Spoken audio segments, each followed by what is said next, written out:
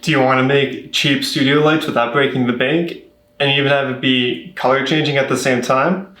Well, just take a second to zoom out and check out this video to learn how to make both of these two lights for under $140 or under $70 if you want to make just one.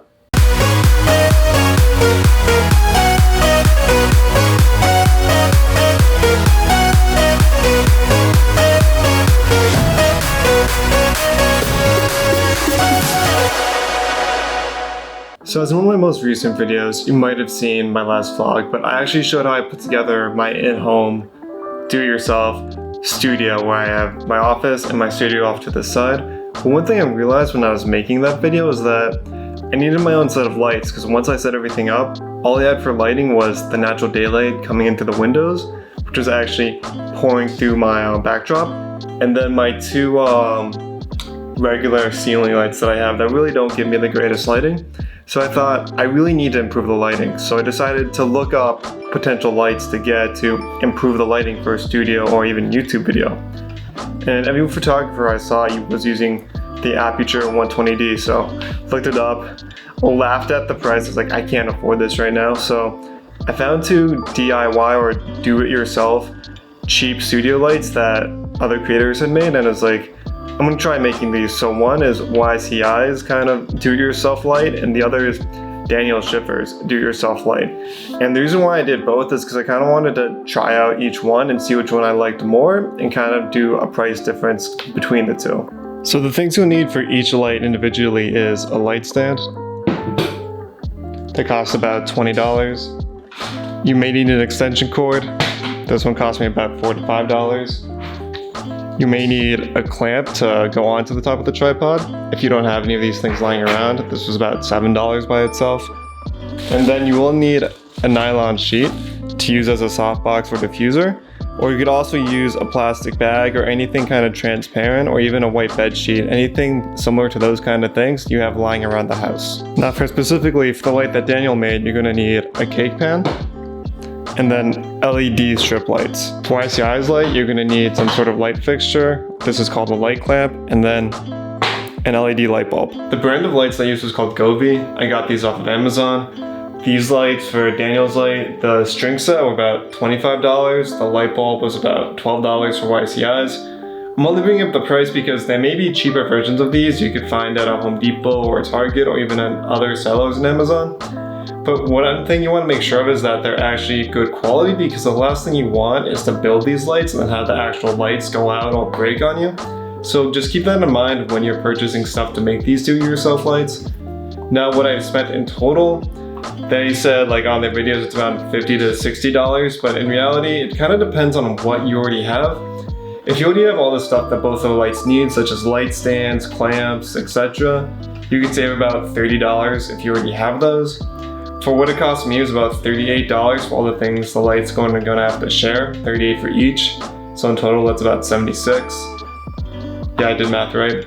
And then to make everything for YCI's light, it cost me about $62. To make Daniel's, it was $75. So just keep that in mind going forward. Now let's get into building these things. All right, to make the light that Daniel made, or the cake pan light, I'm gonna take the adhesive LED strips, basically take the adhesive off and try to stick the adhesive to the inside of this pan and be careful about it, trying to coil as many of the little LED lights as I can, if possible, inside this. Now I do wish I could have had a bigger pan. This is a 9-inch diameter pan. I think a 12-inch would have been a little bit nicer, or maybe even a 15, which would have been super big, but pretty awesome. So I'm gonna do my best to be careful, basically putting this into the cake pan.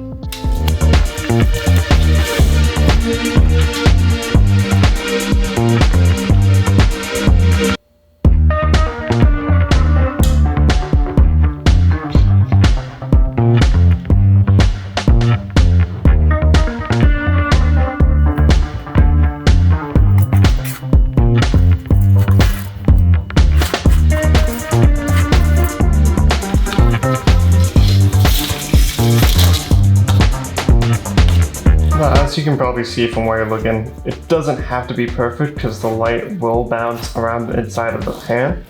I just want to make sure I can get as many LED little strips as I can inside here before I have to cut it off completely.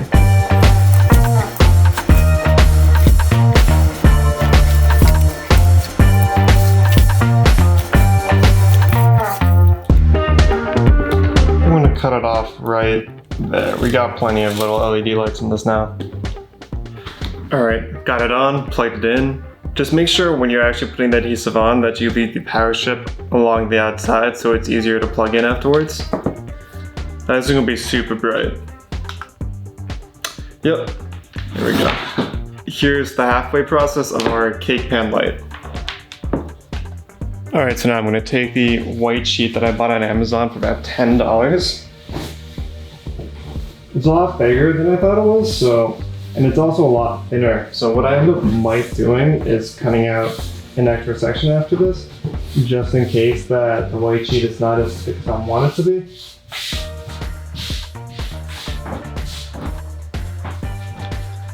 I'm gonna take the cake pan, put it down on the edge of the sheet.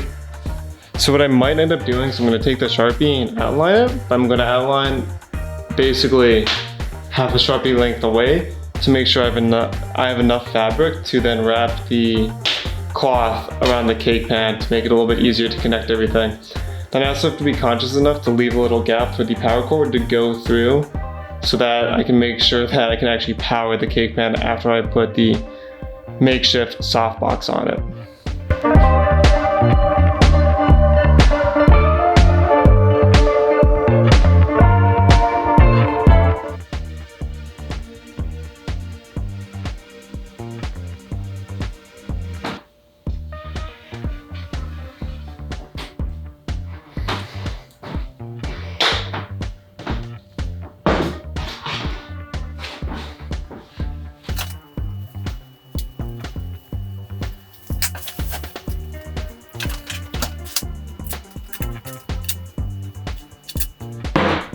I got the cake pan, this ratchet hacksaw of a job of getting a softbox sheet. It doesn't have to be perfect, it's a do-it-yourself light. So let's see. The base is right here, so I have to make sure that I can still have access to this. So let's see, I'll do.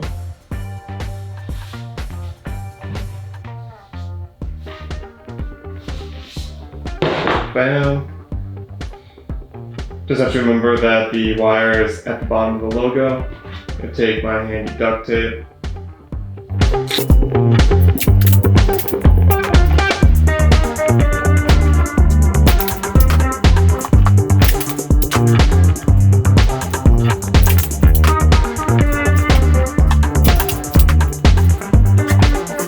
Before I tape this last section up, I'm gonna make sure it's plugged in to the receiver.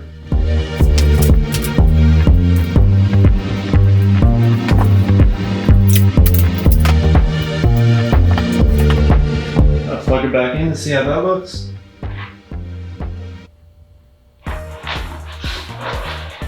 That's a bit better. What I am noticing, I can still see through almost this softbox almost immediately. So once I set it up, if it is still too bright to look at and it's like still looking way too harsh, then I might put another sheet of cloth on top of this. Now to set it up as a stand all by itself, so we can now say we have our own do-it-yourself light.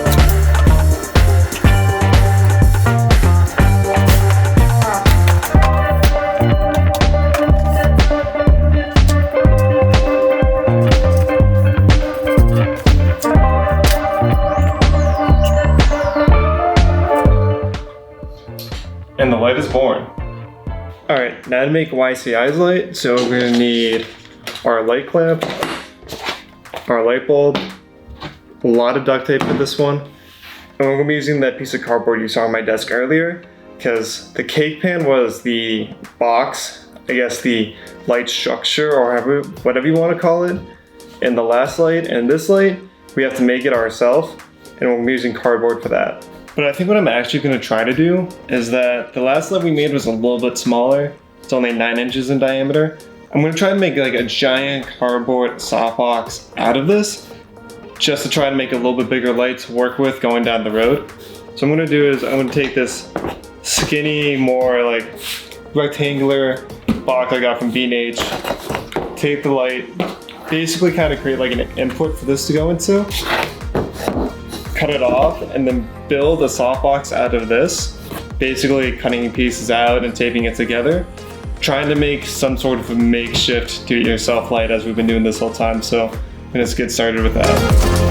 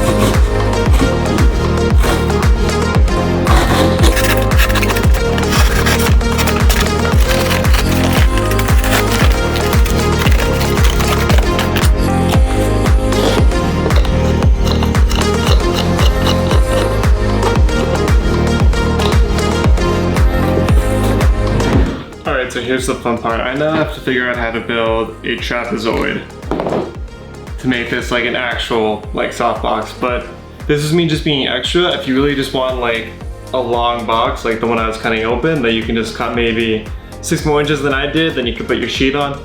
That'd be all good, or you could use something even wider if you wanted to. Other options you could all use, I saw a styrofoam cooler being used.